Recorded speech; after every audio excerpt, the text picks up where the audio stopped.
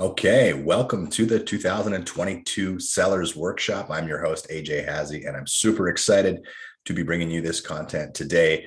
This is not going to be an infomercial about Vantage West Realty or my services, but rather an educational 30 minutes where I can give you all the information that you need to make a really informed decision about what to do and how to navigate this unprecedented market that we're going through. So without further ado, I am going to share my screen with you now and bring up a small presentation. And we'll go through it together. Okay, as I say, this is the Seller Workshop, and we're going to get started right now. I will ask that you just hold your questions to the end because as I'm in presentation mode, I can't see the comments as they're coming in real time. So hold the questions to the end, and I'll be more than happy to add or to get in there and answer all of your questions in the chat afterwards. Okay, so today, we're going to discuss what's going on at the macroeconomic level and all the way down to what's happening in our hyper-local market. And then I'm going to share with you what you see on the screen now, which are these 5 new options that until today have never existed in Canada. You see, I've been networking with real estate companies as well as big tech companies down in the United States for the last 3 years, and I'm seeing how they are solving the current problems of a low inventory market. And where that leaves sellers in many cases is in this place where we're stuck, which we'll get into a little bit more, and what these new innovations are doing to get people unstuck and absorb market share. So really excited to share with you these 5 new programs. We've got a buy before you sell program, which allows you to confidently purchase your next home first, which solves a lot of problems for a lot of folks.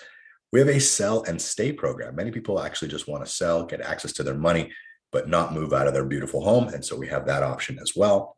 We have a fix and list program, which allows you to borrow capital to essentially flip your own home and really maximize the sale. We have our guaranteed sale program, which I've been beating the market over the head with for some time, but that is also the same very guarantee that allows you to do the buy before you sell. So we're kind of mixing and matching some of these programs. And then we have our instant offer program, which is the easy button. And we'll get into these in a little bit more detail. Firstly, we need to determine what type of home seller you are. And usually, not always, but usually people fall into one of 3 camps. And so let me see if you recognize yourself in any one of these 3. The first of which is the downsizer. Now, the downsizer is often baby boomers, folks that are in these large homes that accommodated their big families. And now at this new stage in life, they don't need as much property. And given that we've come through such a wonderful inflationary time, there is this, allure to reducing your real estate footprint and tucking some money away.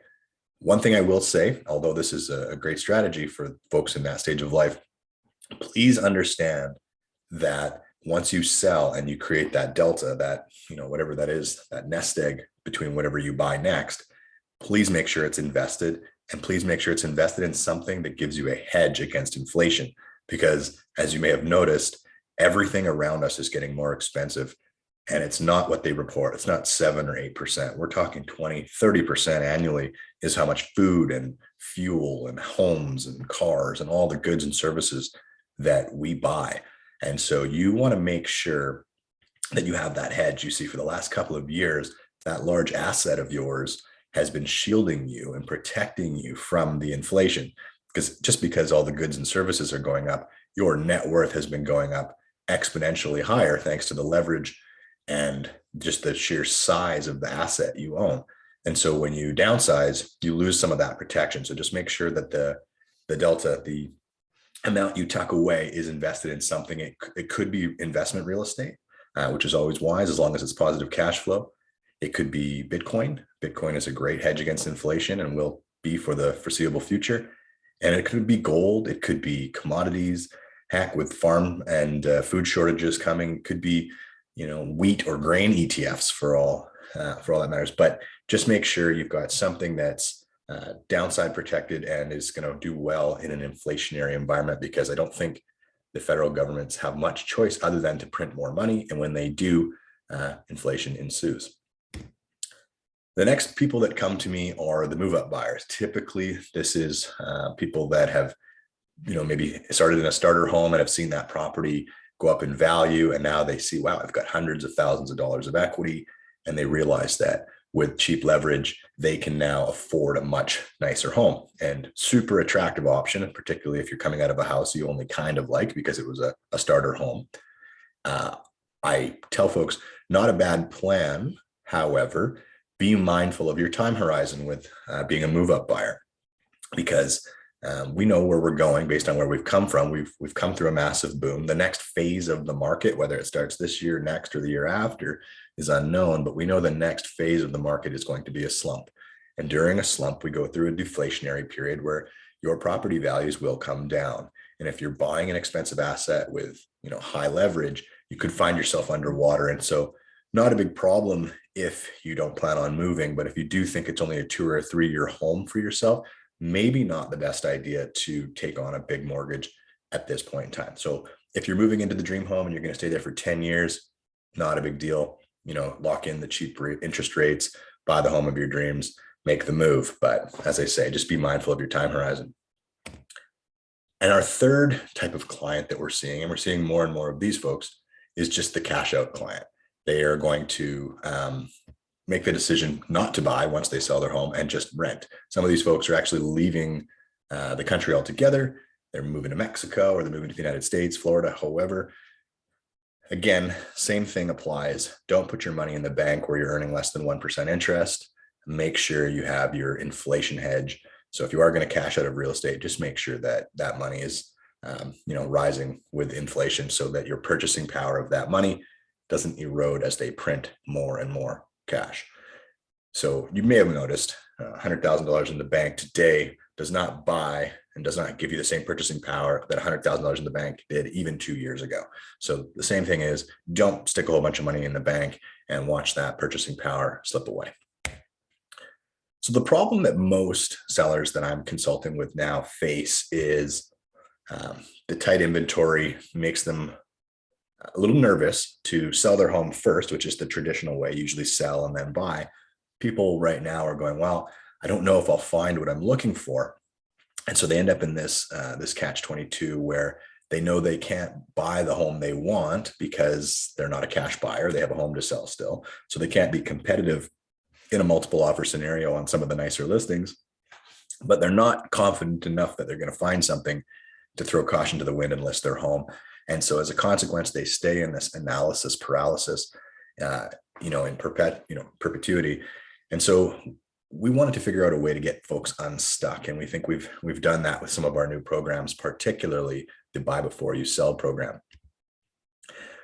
Now, our approach is very much a consultative approach, where we don't consider ourselves real estate salespeople. We're not selling homes to folks. We're consulting people through a process. And similarly, if you're thinking of selling your home, it's about understanding what your unique goals are, where you are in the life cycle of a real estate investor and a homeowner, and giving you the right advice once we have a really firm understanding. One of the things we love to consult on the most is whether to renovate or just to sell the home as is. Now, there are a lot of low-hanging fruit renovations that can yield you a really wonderful return. And you've got half a dozen or so things that you could execute fairly quickly. One of the things to be mindful of, though, again, is going back to time horizon. I believe the window that we have to really knock it out of the park with your listing is starting to close. So you don't want to take on a renovation that is going to potentially have you missing the window. I'm talking about easy to execute, relatively affordable renovations, but that sort of first $15,000 to $30,000 that you spend on what we call the more lipstick style renovations pays off well. We're talking about things like flooring, paint, baseboards and trim, that kind of stuff that really modernizes a home. We're talking about curb appeal, things like the landscaping as you pull up to the property are huge payback. It really does pay to bring in a landscaper and spend a couple $1,000s making sure that the front entry of your property looks as good as it can. Right up to the front door, you want a nice, opulent looking front door with nice hardware and a good feel when people walk in. It's all about that emotional feel and that impression you're giving people as they cross the threshold of your home. Once they walk in, you want to make sure that it's as decluttered as possible, that it's as open and just fresh and inviting as it possibly can be. Things like smells and sounds do go a long way. Again, first impressions really matter. Other things that buyers are really liking right now are little smart home upgrades. And you can go to Home Depot right now and buy all of the components to a smart home, or most, I should say, for fairly inexpensive. I'm talking about, cameras on doorbells and security and Nest Home, everything that integrates with an app on your phone. Nest is a wonderful product where you can have your thermostats and doorbells and security all linked in. These types of upgrades give buyers a really good feeling about the home itself, and it makes them feel like they're buying a modern home. Many people will say as well to do kitchens and bathrooms. Kitchens do pay off, but they take a long time. So I would say that with kitchens and bathrooms, a more superficial renovation would make more sense. Upgrade light fixtures, upgrade faucets, upgrade the toilets in the bathroom, make sure that backsplashes and everything look as good as possible. These types of things you can do fairly quick. That's the kind of stuff that's going to pay off and modernize the space. Doing a full overhaul, it's likely going to make you miss the window. But one of the things we love to consult on is whether to renovate or sell the house as is. And so that just takes us coming to the home and having a walk around and giving you guys some really good consultative advice on that. Now, many folks are sitting on rental property or are thinking, does it make sense to turn my primary residence into a rental property and carry on? Is refinancing potentially the better play? Now, we talk ourselves out of business all the time by sharing with people that on rental property, you are sitting, or you're looking at a fairly high capital gains exposure when it comes to your rental property. So hypothetically, if you bought, I've got a duplex that I bought back in 2010 for $400,000. It's worth, probably 1.2 today. So that $800,000 is the capital gain, 400 of which becomes taxable and has to be reported on my next tax return. I'm already at a high tax bracket. So I'm looking at, nearly a $200,000 tax liability when I sell the home. It has to go to the federal government. I'm not a huge fan of that. So my first thought is to explore refinancing before selling. That way I keep that $200,000 of equity in the home, and I can usually get up to 80% of the property's value unlocked by way of a very inexpensive line of credit. Now, when I withdraw that, say $600,000 out of the property, it is not a taxable event. So I have not taken $600,000 of income into my world. That is debt, therefore non-taxable. So I would say that prior to listing any rental properties, do consider the refinance option. Now, if you are at the end of your career as a landlord and you've been doing this for 20 or 30 years and you just were waiting for the right time to liquidate your portfolio and move into a different asset class, something a little more defensive perhaps, then now is a great time to do it. But if you've still got some runway in your real estate investing career, definitely take a look at the refinance option first. Make sure that the rents that you get more than cover the new debt you're taking on. But if they do, you're still getting property appreciation in the long run. You're still getting mortgage pay down, which is a really wonderful thing that just happens while you sleep. And so maybe holding on to the asset is the better plan. Definitely chat with us and chat with your mortgage broker about what makes the most sense there. As I mentioned, the top renovations, flooring, paint, new entry, landscaping, smart upgrades, and the bathroom refresh. I already went through all this. I won't stay on that too long. Let's talk about timing. You've probably heard that we're in a very low inventory market. No surprise there. When it comes to selling real estate, timing truly, truly is everything. And I believe that 2022 is the crescendo of our market. And I know this because I'm tracking the market drivers and I'm tracking the market influencers on a weekly basis. And I'm starting to see things. You may have heard my most recent Q1 market report, where I shared some of the statistics and I shared some of the new trends that we're seeing. And I am starting to see the early signs of a market shift. Now, prices are definitely on a lag. They don't start to come down for some time, but we do watch these things. And one of the things to be mindful of as a seller is it's not just about price, it's about the conditions that you sell in. So right now, the balance of power lies with the sellers without question. Sellers are able to dictate terms.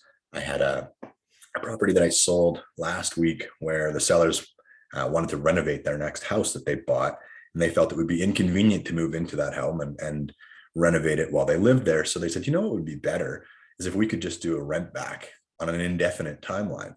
And even though the purchasers that were buying their property intended to live in it, they wanted the home so badly, and there were so few options for them, and they were in such a tight competition for the home, that they agreed to allow my folks to indefinitely rent the property back. Now, that's not something that's going to happen when the market balances. That's not something that happens when the supply and demand are sort of equal. And so this is something to be mindful of, dictating the terms, no home inspections, and no financing conditions, and all the things that are, go along with a very tight seller's market. That window is starting to close. Talking to colleagues in the industry, we're hearing that sometimes when they put properties on at slightly aspirational prices, there's no multiple offers. In fact, there's no offers. And people are saying, oh, well, we're going to withhold offers till Monday. And lo and behold, come Monday, they have no offers. And there's a bit of egg on your face with that. So that's an early sign. Also, I have colleagues as well as clients that I coach, real estate agents that I coach across Canada, that are sharing with me that in markets like Toronto and Vancouver, we're already seeing that things have slowed down. Similarly, in Kelowna, we've seen sales in March. We had this time last year had over 1,000 sales, and this year we only had just over 650. So about a 35% decrease in sales volume, while simultaneously inventory jumped from 900 units to over 1,200. So we're seeing a little decrease in sales, a little increase in inventory, which does signal the shift. And that's not typical for the spring. We usually see inventory inching down as we get into March, April, and May, because the sales pick up, and we're seeing it go the other way. So there's some fairly strong signals that things are starting to change. However, wonderful timing, crescendo of the market right now. Now, the ideal window through the year, certainly there's other months. I like the fall as well. But March, April, and May really are the crescendo of every calendar year. So if you've got the ideal year in 2022 and you've got the ideal couple of months ahead of us, this April and May really are the perfect opportune time to list a property and sell your home. Now, housing supply as measured in months of inventory, and the way we calculate that is we take the total amount of sales that are happening on a monthly basis. So in this case, let's use 650, and the total amount of inventory. So in this case, we'll use 1,300 listings, which is about what we have as of today. And we divide those two into each other, you get 2 months worth of supply. And so when we look at this graph, as the supply goes up, the market cools off. Okay, so this is the inverse correlation to pricing. Pricing comes down as supply goes up. And so you can see that as we were booming through 2016 and 17, inventory was quite low.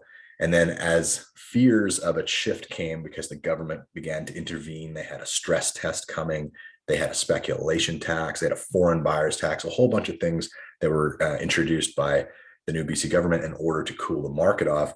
You can see that supply got up over 10 months in 2018. Things slowed down, and we actually had a buyer's market for a window of time there. And prices did correct by about 5 to 8% in that period.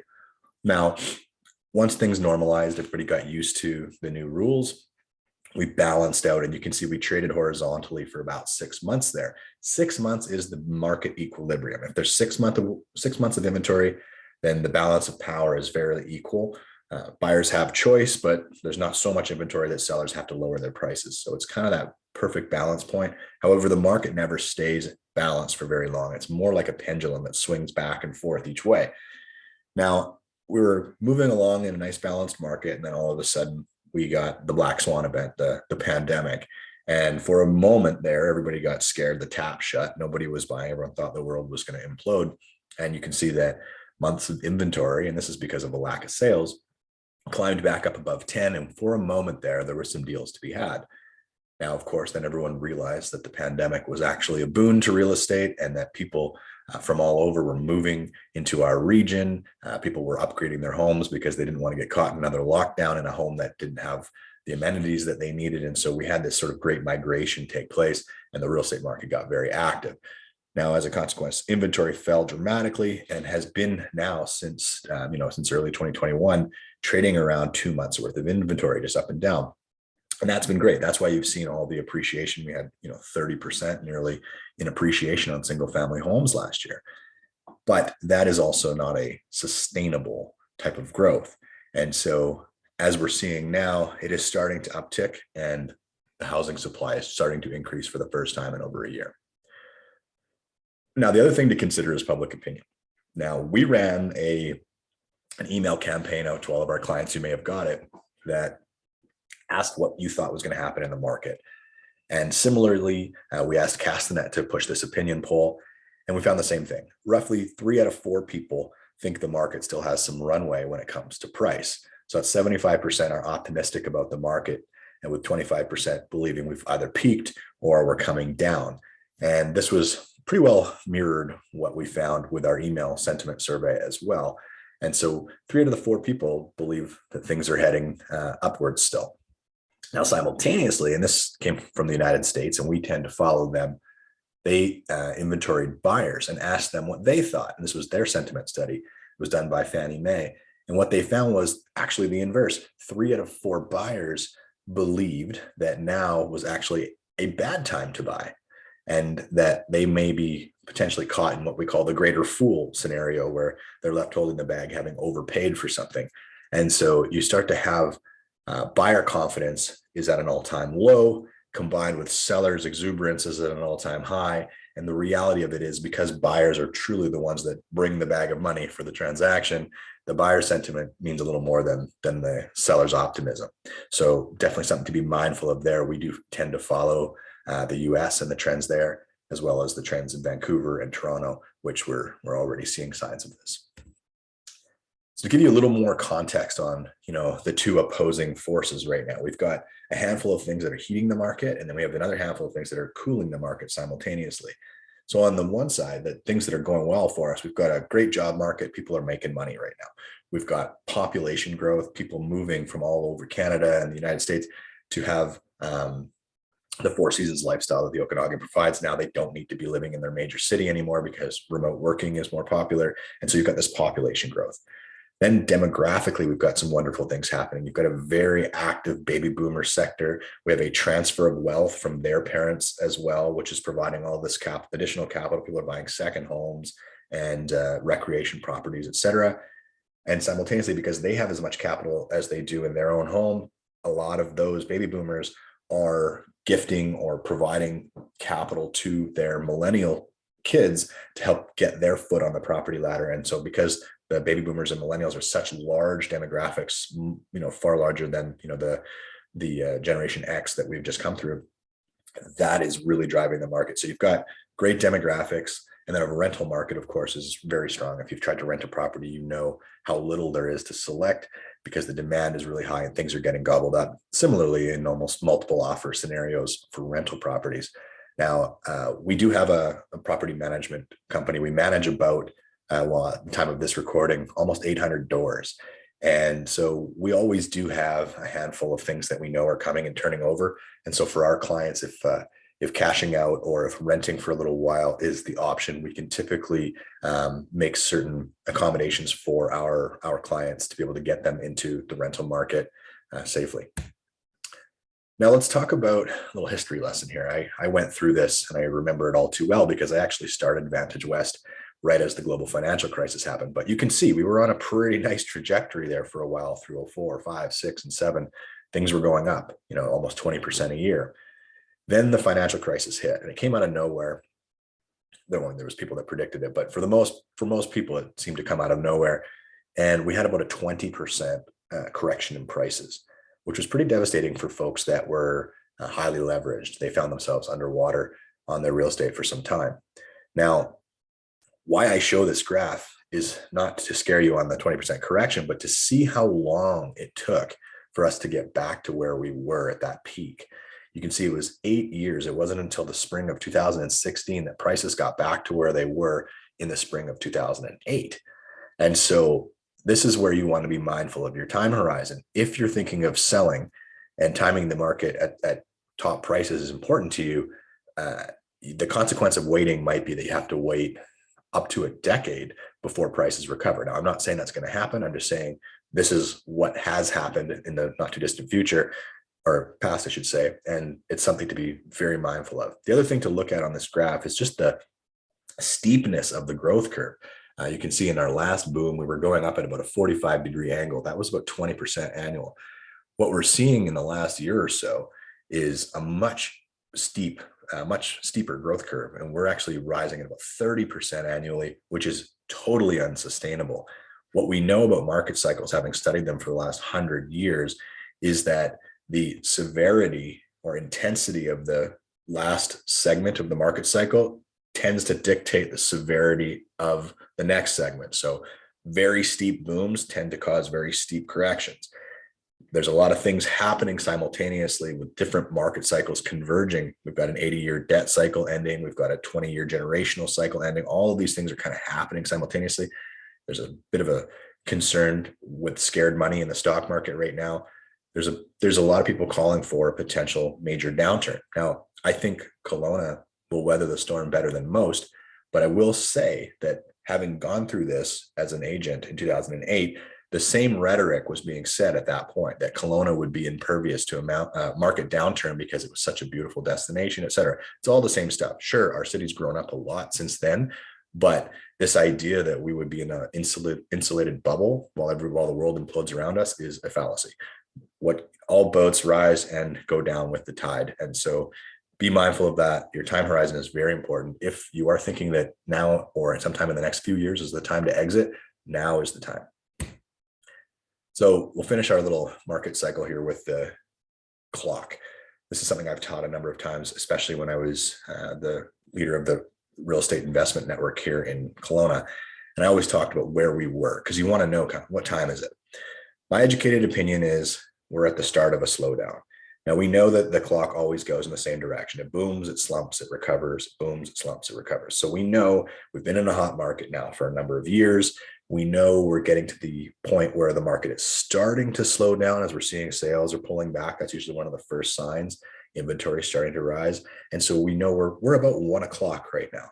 And we have to come through a fairly, almost half of a market cycle. So another 5, 6, 7, potentially 8 years before we see a rise in market value. And obviously you've got a slide in between there. So just knowing what time it is really important when it comes to watching the market cycles. They're very cyclical. It's not like the stock market where they plunge upward and downward. It is a pendulum, swings back and forth. It's very slow. It takes 18 months for real estate to come down and for it to hit the trough. Like it's a long, slow, arduous process when it comes to real estate. Okay, so if I've sufficiently convinced you now that it's a good time to be a seller, and I hope I have, then the question is, based on your set of circumstances, what type of seller are you, and which of these programs might solve your problems and help you get to where you want to go? So I'll just kind of walk you through each of these individually a little bit and help you understand it. So the first one we're going to talk about is the buy before you sell. What you can do with this is use our guaranteed sale program to have a firm offer on your home. And then you can take that scenario to your banker and you can arrange bridge financing to go and purchase your next home as a cash buyer. So this is what we call a power buyer program. They're happening in the United States all over the place. There's big companies like Ribbon Home that are coming in to do that, essentially guarantee that home buyers home sale and then help them get into their next house. So we effectively turn you into a cash buyer with this. And so many home sellers are using this to secure their next home first. And then they have all kinds of time to even potentially move into that next home, move out, renovate, stage, and really maximize the sale on their property, because obviously this is their largest asset. You want to hit a home run. So the buy before you sell program is really working well for people who want to have a little extra time to do this and want to have a nice, comfortable move without the stress of having to do it all in one day. So the buy before you sell program is probably the most popular thing we're seeing right now for sellers as they take an inventory of all the different options. The buy before you sell seems to be the thing that's working for most. The next one is a sell and stay. And this is brand new. We've just started doing this. And what this allows people to do is unlock the equity in their home by selling it at the height of the market, but not have to make their move. If they want to stay in their home indefinitely, they can. And it's pretty simple how we do this. We calculate what your monthly rent would be. And this is all done through an investment fund that I manage called Cash Offer LP. It's a limited partnership for sophisticated and accredited investors. And it is the kind of horsepower, the engine room behind our guarantee, our instant offer, our sell and stay program, et cetera. This sell and stay program is really good for people who maybe want to stick around in their house for 2, 3, 4, maybe even 5 years before making their next move. If people think they can time the market and that they're smarter than the market, maybe they think they can sell now and redeploy in a different market. So a lot of folks are definitely ears perk up when they hear about the sell and stay. Many people don't want to move. They just think now is probably a good time to sell. So this would be a good one to explore if you're in that camp. The fix and list program is really exciting, particularly because I really enjoy flipping homes and I really enjoy consulting people on how to renovate for profit. So what this is this allows you to use our construction company. It's full disclosure, it's my construction company. We will do the renovations for you and get paid when the home sells. So you don't need to invest your own capital. You can essentially defer paying until the home sells. We'll go in, do the low-hanging fruit renovations, and you can even marry this program with the buy before you sell program, purchase your next property, move into it, and then send us and put us loose on renovating your home for profit. And so this is a fully transparent process. We manage we're the general contractors and we manage it, but it's transparent bidding. We'll tender each job and it's just a cost plus 15%, similar to what you would pay any renovation contractor to do it. But we'll do this on the deferred payment program. A lot of sellers who would love to renovate their home, but don't have the available capital because all of their equity is tied up in the home itself, are taking advantage of this program. So it's a great opportunity to really maximize the sale. And again, because I've flipped so many homes for profit, I have a pretty good sense of what needs to be done in order to really, really optimize the sale and net you the most amount of money. The instant offer program is another one that's gaining some traction. You may have heard about iBuyers in the United States, companies like Open Door, OfferPad, Zillow Offers. These are multi-billion-dollar market cap companies that have entered the space that are advertising really the same hook, which is skip the hassle of selling and just get an instant offer on your home from us. So Cash Offer LP, that's the fund that I manage. We do the same thing here in Canada. We can provide people with the easy button essentially. And some of the benefits of this are that you are in complete control of the timeline. You can have your cash in as quick as 14 days, but dictate that you want to stay in the property for up to a month afterwards to really make the move more comfortable. So you have control of you have certainty of the price, and you have control of the timeline, which for many people is very, very important, particularly if you need your money like right away. And it's not just people who are, behind on payments or going through a tough time that would do this. I mean, I would have personally been a customer of this had it existed a year ago. There was an opportunity that came across my desk to invest in a private placement. It was a pretty hefty buy-in, $500,000. I didn't have the dry powder sitting around. It was in one of my rental properties. I would have happily left a little bit of meat on the bone for that instant offer company so I could get my money in time. I needed to have it within 2 weeks. So listing the property and going through that whole process would not have been able to accomplish my goal, but an instant offer would have. I would have been far smarter to have made that investment at that time with the $500,000 than I would have been, holding out for that extra few percentage points. So there's a huge break on closing costs when it comes to this. You don't pay the full real estate commission, but the fund does buy these properties at a small margin of safety, typically around 91% of appraised value, which is pretty good in many cases for people who need their cash quick and they need the certainty, the control, and the convenience of the instant offer. One of the things on convenience is you don't even have to clean up. Like you can leave food in the fridge because we go in there and do usually a full-scale renovation to all the homes that we buy. And so it's very convenient. You just take with you what you want, leave everything else behind. We'll get rid of it. And away you go. So that's the instant offer program. As I mentioned, there's big players in the United States. They're all marketing the same thing. There's an old way and the new way. The new way, of course, is to skip the prep work, sell your home instantaneously. So that's what we're offering. Cash Offer LP is essentially an institutional buyer or iBuyer, and iBuyers have had exponential growth over the last few years. Lastly, and this is the flagship program we've been running with our Barbara Corcoran endorsements and Scott McGilvery endorsements for the last better part of a decade is our guaranteed sale. And the guaranteed sale, we've gotten a lot more aggressive with it in the market we're in. And so it is based on a third-party appraisal. And depending on where the property is and the price point, we will guarantee up to 100% of that appraised value. Again, as properties get more remote or get less competitive in terms of the amount of buyers that would be interested, that number or that margin of safety grows somewhat. But the average on our guarantee is usually around 96%. Some of them we do at 94%. And some of them, if they're quite remote or are luxury properties, some of them are at 91%, but it's in the 90s.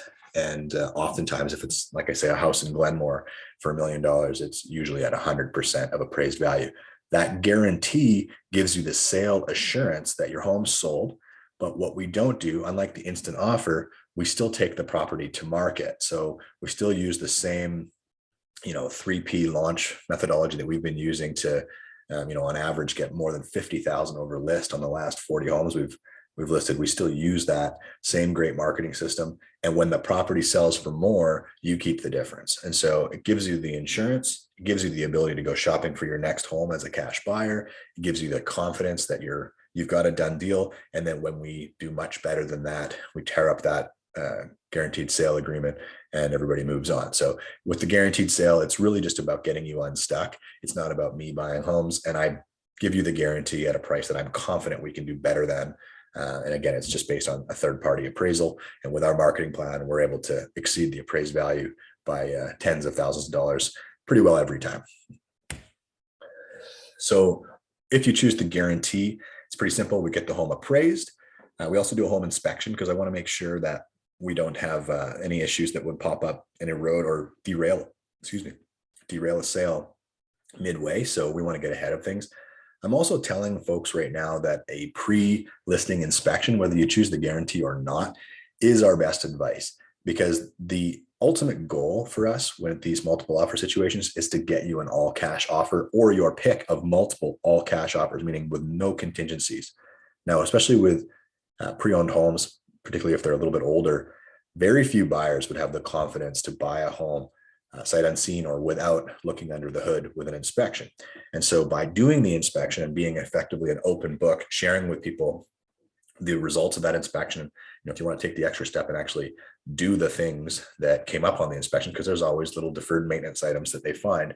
But in either way, giving people an eyes wide open look at what they're buying will promote and foster far more subject-free offers. And when we have multiple subject-free offers, what we're able to do with that is elevate the competition for the home and make these folks bid against each other and do what we call laddering the bid. So you want to give yourself the best chance of that scenario, and having a pre-MLS inspection is a huge piece of that. Tyler Stedham from A Step Above Home Inspections does a slightly condensed version of a home inspection for a little bit better. I think he's charging under $400 for this this quickie inspection, and that can be enough to help purchasers get over that fear of making the offer subject free. So back to the guarantee, we do the appraisal, we get that number, we get the inspection, now we know what we're dealing with, and then we mutually agree on a closing time. So with the guarantee, we want to give ourselves a little bit more runway. So pardon me, a little more runway. So we'll usually give it a month, maybe 3 months to get the home sold, so that we have sufficient time to take the home to market and do what we do best, which is elevate the competition for the home. So that's what we do. And as I say, when it sells for more, you keep the difference. We tear up the subject free offer. So great program. A lot of people think it's some sort of a bait and switch or too good to be true. The simple fact is, I will adjust as the market turns how much we'll pay in relation to that appraisal as I assess the risk. But right now, I'm very confident, being very bullish on how much we'll guarantee. And so it's a great program to take advantage of in this exact market. Another thing to be mindful of when selecting an agent, this is just me kind of educating you on the landscape. Back in 2018, you may or may not be aware, they brought about the death of dual agency, which means that a real estate agent can no longer serve two masters, which in some people's minds, it eliminates the conflict of interest. It sort of aligns the incentives to make sure that realtors are working specifically for their client and not for their own pocketbook. And that all makes sense on the surface. I get it. What that does do, though, is it does put the real estate agent's value proposition in a bit of a predicament, because most people select a real estate agent that they think has buyers or has the network or has the Rolodex to find the home purchaser for their next home, or for their current home, I should say. Now, with this, that agent is actually precluded from serving any buyers that they might find by way of their marketing. And so that whole concept that you hire a big name agent with lots of buyers, or you hire an agent that has this huge Rolodex, is kind of counterintuitive now, because if you think that particular agent has the buyer for your home, you should essentially list your home with anyone but them so that they can actually sell it. So the big problem that these agents have is that the agency they work for, whether it's Royal LePage, Remax, Goldbanker, they're not the ones that do the marketing. Those companies, each of their agents is an independent contractor, and each of those agents is required to do all of their own marketing. As I said, that agent's Rolodex is useless to you as the home seller. And the marketing that they do, here's the kicker: they're de-incentivized really to market, because they can't do anything with the buyers when they come in. They have two choices. They can either refer them to a colleague across the hall who's really a competitor, let's be honest, or they can take that client and sell them something else. So more often than not, that becomes the preferred choice of a real estate agent. And so all the marketing they're doing on your home is not exactly going to, where you hoped or expected it to. So what we've done in the big shift we've made as an agency is that when you list your property with Vantage West, the company is going to be the ones that do the marketing.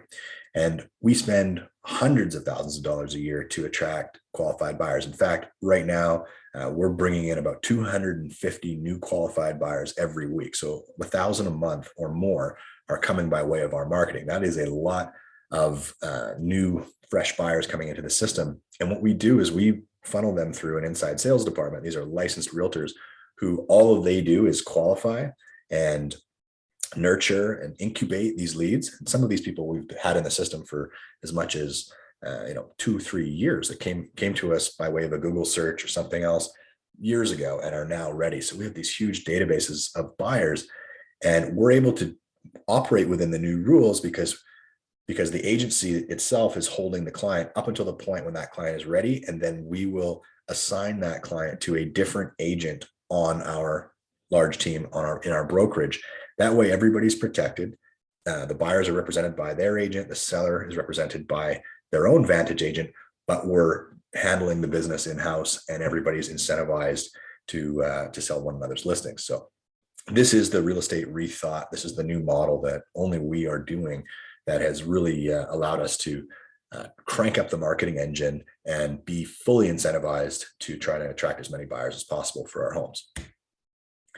We've and whether you choose us or your own agent is of no consequence to us, but know that there's a tried and tested formula for getting multiple offers.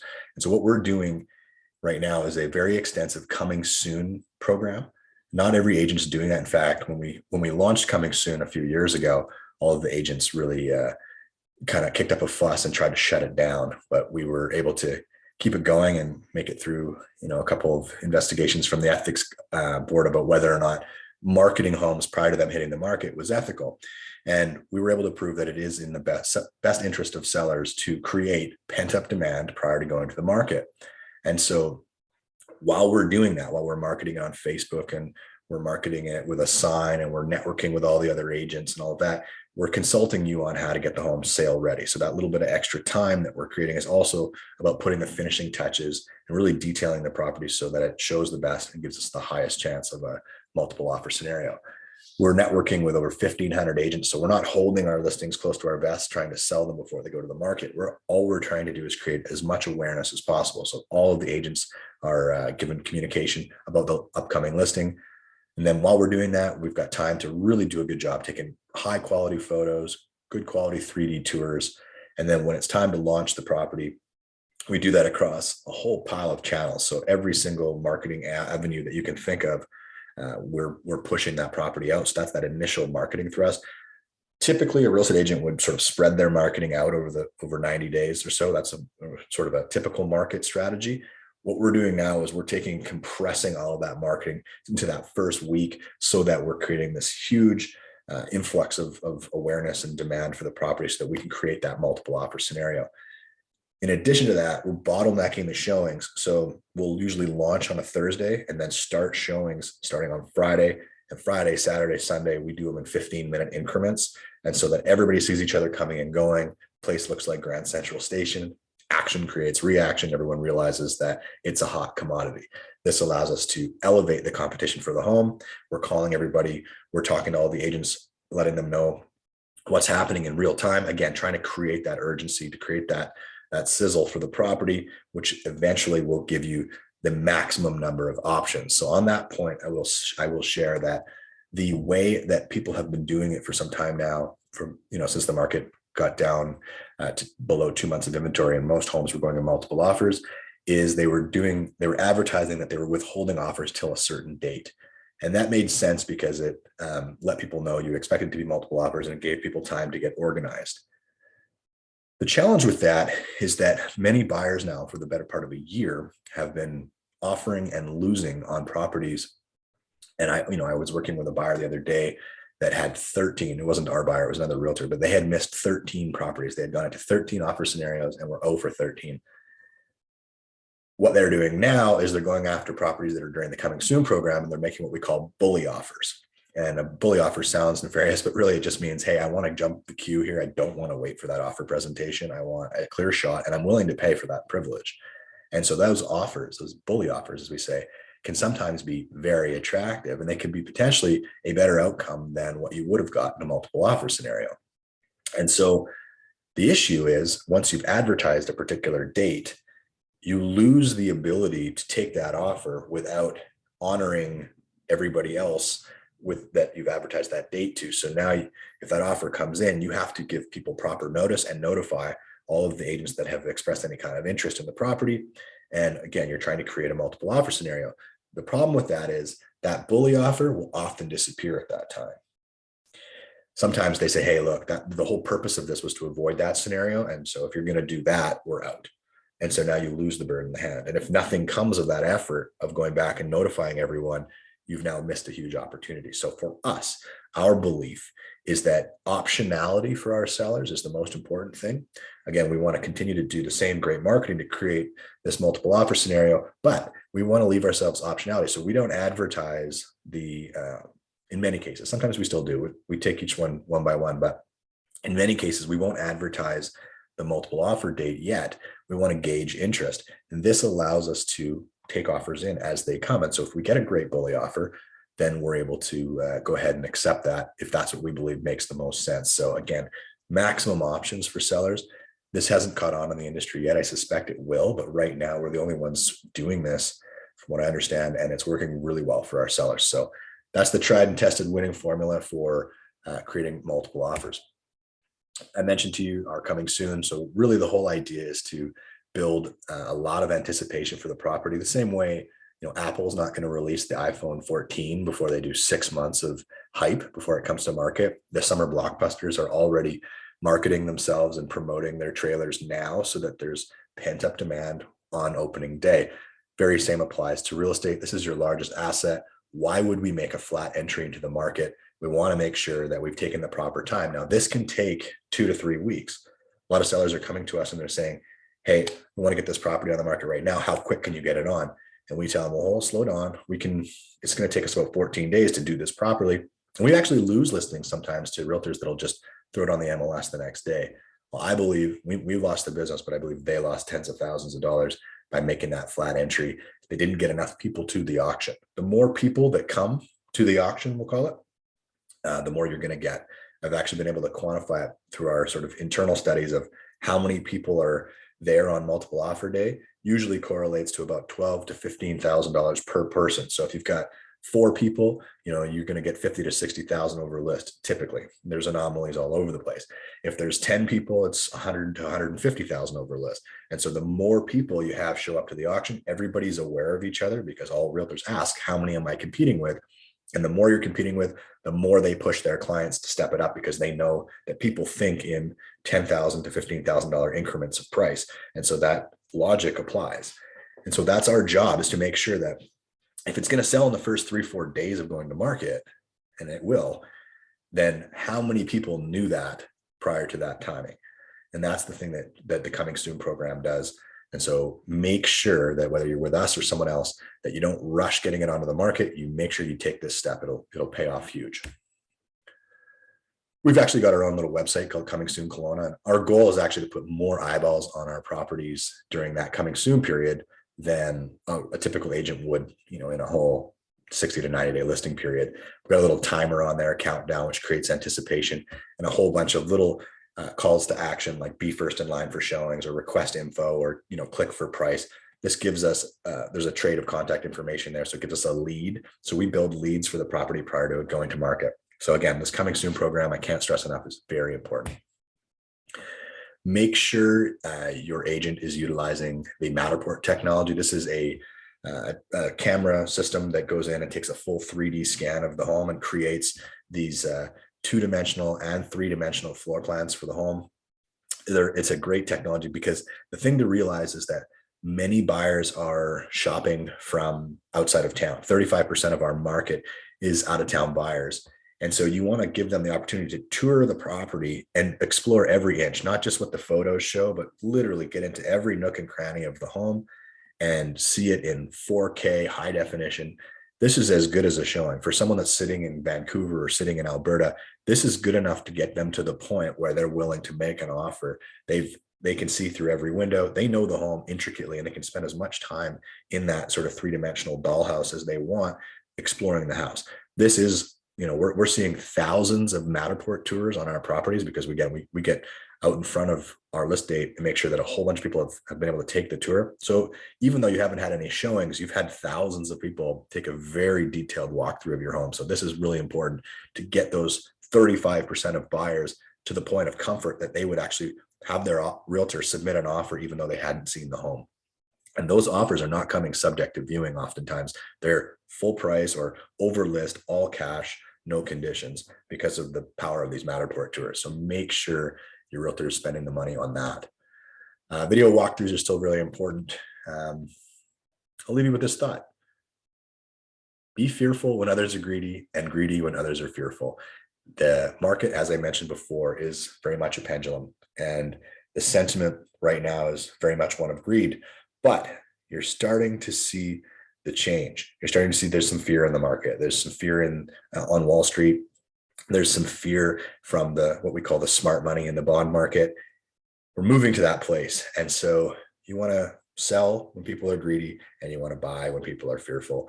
That's the advice that we follow inside of our investment fund, Cash Offer LP. And that's my advice for you. Do the uncommon thing. Right now, nobody's selling their home. Do the uncommon thing. I'll leave you with this as thought as well. If March, April, and May are the best months, and we've already been through March, then April and May there's 8 weeks left. Okay. Those are your prime selling weeks. If it's going to take you a couple weeks to get it to market, and maybe you're going to spend a couple of weeks doing some renovations that are going to get you the most amount of money, then this isn't something you want to sit on. Now, if you're worried about, I haven't figured out where I'm going to go, there's a number of programs you can use. You can use the buy before you sell. You can also do the sell and stay. And as I mentioned to you in that story before, because the market is so favorable, if we can get enough competition on the home, we can dictate terms. We can get you a long closing, or even better than that, we can get you a quick closing and a rent back, where you get all of your cash and you become the tenant of your own property for 3 months, 6 months, a year, so you can properly plan your next move. Right now, you have optionality because the market is in your favor. That window is closing. It's really the best time that I've seen in my 20-year career as a realtor to be a home seller. And I'll leave you with that thought. If you want a one-on-one consultation on what all of this means to you specifically, we welcome that. Of course, you can start that process through the Calendly link that we'll provide here. And I hope you got a ton of information out of this. I hope that it was absolutely worth your half-hour investment. And from myself and everybody at Vantage West, we appreciate you. And yeah, to your success.